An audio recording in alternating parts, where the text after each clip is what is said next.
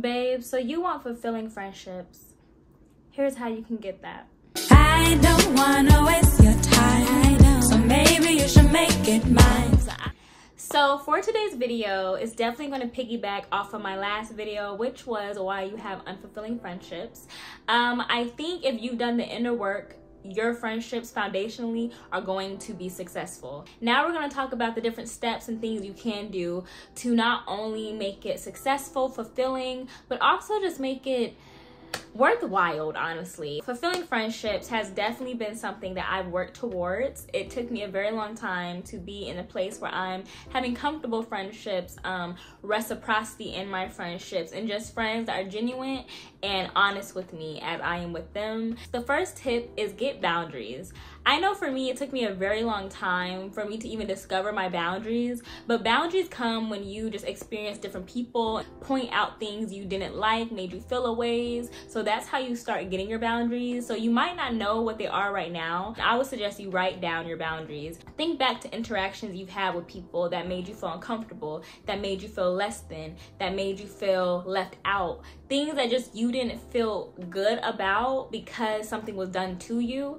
I would say you need to establish that. I recently established that with a really new person I'm dealing with, a new friend, should I say. And she and I literally was sitting down, and this is like our second time hanging out. And when I tell you, we were able to say, hey, this is what I do like, this is what I don't like, this is what I expect, and this is what I don't expect. Vice versa. It was such a beautiful conversation, and that's when you really know you're entering a mature friendship, because honestly, a fulfilling friendship is a mature friendship. So remember that and do that ASAP. ASA now, okay? Right this second. Second advice that I would give is take time getting to know the person. If you're anything like me, I for a very long time wanted to rush everything. My dad is good for telling me you like to run before you crawl, and I feel like just with romantic relationships, you have to take time to get to know that person, to see them in different elements, to see them in different moods, how they handle different things. That's exactly what you should do when you're making friends. Like, you need to really take time to get to know that person. Security is gained, and it's a process. And I feel like if you are someone that wants to rush everything, you just genuinely want to feel secure.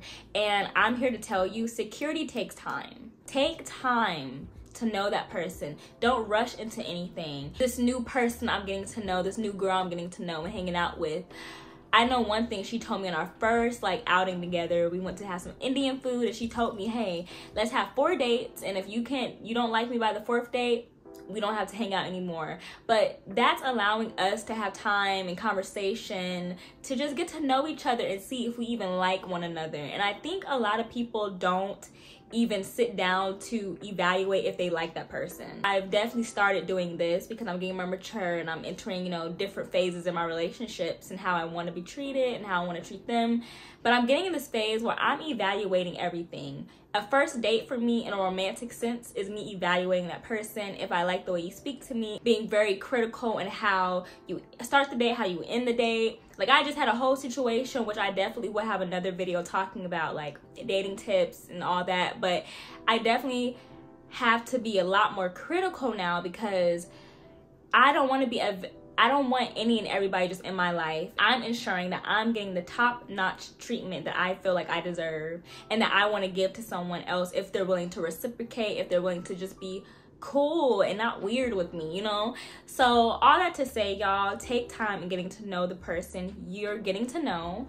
Not everybody's your friend immediately. That's your acquaintance. And as time builds, y'all will get closer, and then you could be like, yeah, that really is my homegirl, that's my homeboy, that's my home person, because we've taken time and I see how they are and I like the way they treat me. So yeah. Moving on to tip 3, allow space. So I say this in a sense of, my mom always has said, don't overstay your welcome.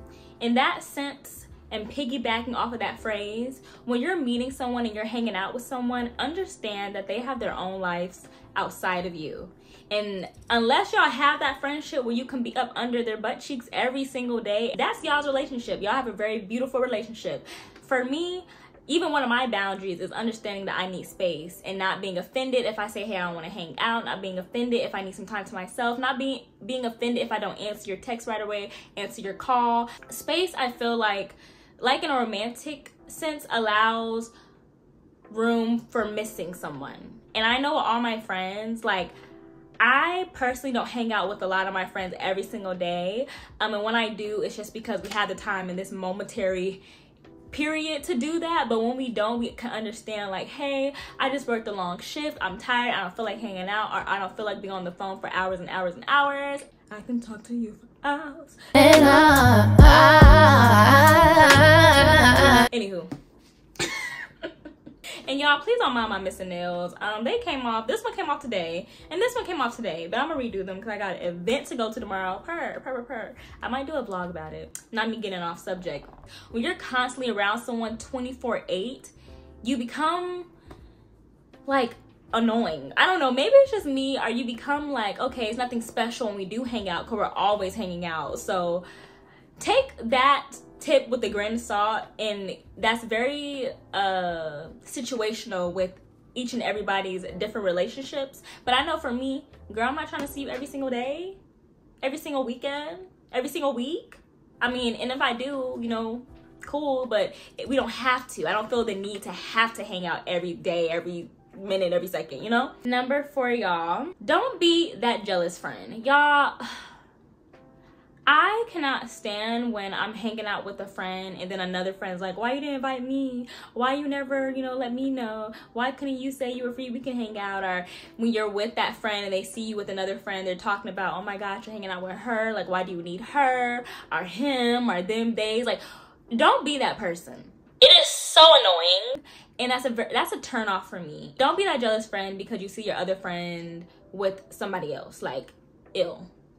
That screams insecurity. That screams you're just desperate. Like, you're doing a lot. So please, if you are someone that does that, stop now. Right this second. This is your sign. Finito. We're done with that. Throw that away in the bin.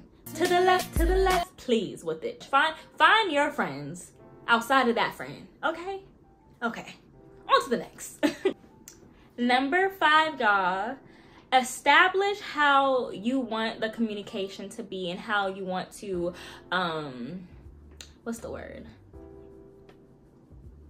Talk to each other, engage with each other. Now, for example,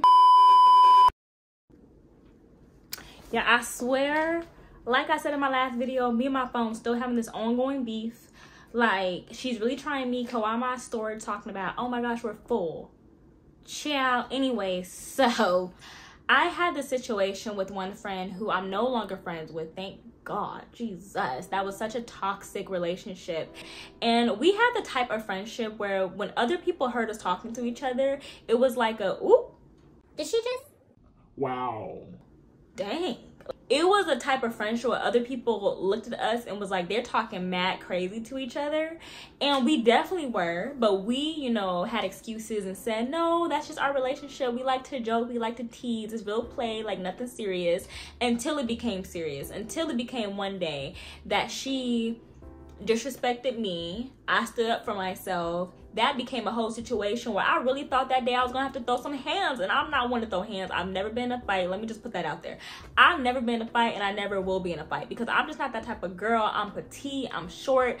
I'm not about to get my face ruined because you wanna be aggressive. Like, I'm not an aggressive person like that. Like, no. That day it became, the boil definitely went, what is it on the stove top when you making noodles?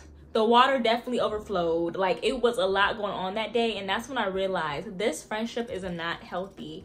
Yes, we got over that, but, and we, you know, we tried to establish boundaries. I tried to establish boundaries, which I did not stick by. So constantly lines are being crossed, and then boom, we're here, we're not talking anymore. And I'm really happy I'm actually not in that friendship because it made me overthink, it made me feel bad, it made me just into a person that was like tit for tat with you. Like, if you're gonna say something crazy, I'm gonna say something crazier really just assess how you want this relationship to go and how you're being addressed. Like, you really need to think about the nuances of the conversations, of the language. If y'all can't communicate, communication is like a key foundation in a relationship. If y'all can't even communicate in a manner that's respectful, you really think that relationship is going to sustain other things? Is it really going to last?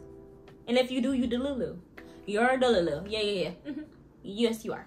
Stop it. You are. It's okay.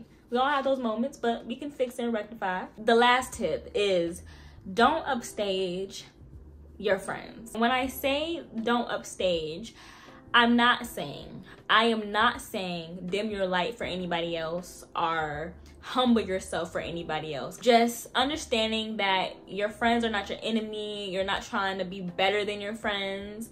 That's your friend, and you're trying to see them shine as you're trying to shine too. Like, you guys want to shine and be a star together. If you get what I'm saying. If not, I understand, because I don't even get what I'm saying. Chill. So those are all the tips for how to have fulfilling friendships and healthy friendships. Please, if you have anything else to add to the conversation, let me know in the comments below. Also, make sure you guys subscribe, hit that notification bell so you know when your girl posts.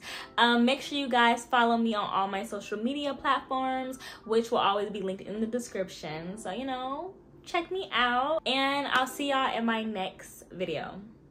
Toodaloo. Bye.